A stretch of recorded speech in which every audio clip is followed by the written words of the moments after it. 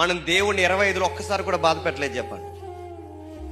నీ భార్యని భరించలేక దీన్ని భరించలేకపోతాను, దీన్ని తీసుకెళ్ళిపోయినా నువ్వే అంటే, నీ భర్తను భరించలేక ఈడుతూనే ఉండలేకపోతాను నువ్వే అంటే, నీ పిల్లల్ని కన్న పిల్లల్ని నువ్వు భరించలేకపోతాను నువ్వే అంటే, నేను అడుగుతాను మనందరినీ భరిస్తున్న ఆయన్ని బట్టి నీకేం అర్థం అవుతుంది?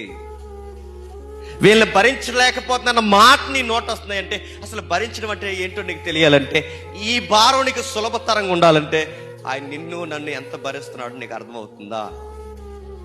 నువ్వు ప్రార్థన చేయకపోయినా ఇంకా బతుకున్నా గుర్తుపెట్టుకో.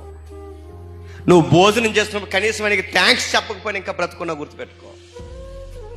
నీ భార్య భర్తలుగా మీకు సఖ్యత లేకపోయినా ఎన్నోసార్లు మీ ఇద్దరు కలిసి దేవుడిని ఎక్కిరించిన ఇంకా బతుకున్నారు గుర్తుపెట్టుకో.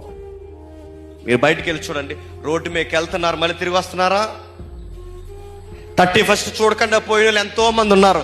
జనవరి 1 అంటే ఏంటని కనీసం వినడానికి కూడా ఆనందం లేని కుటుంబాలు ఉన్నారు. ఇన్ని రకాల బాధలు ఉన్నవారు ఉన్నారు. కానీ నీ పిల్లలు నీ కళ్ళ ముందు ఉన్నారు, నీ భర్త నీ కళ్ళ ముందు ఉన్నాడు, నీ భార్య నీ కళ్ళ ముందు ఉంది, నీ కుటుంబం నీ కళ్ళ ముందు ఉంది. అడుగుతున్నాను, నీతి మందులను ఉన్నారు మీరు?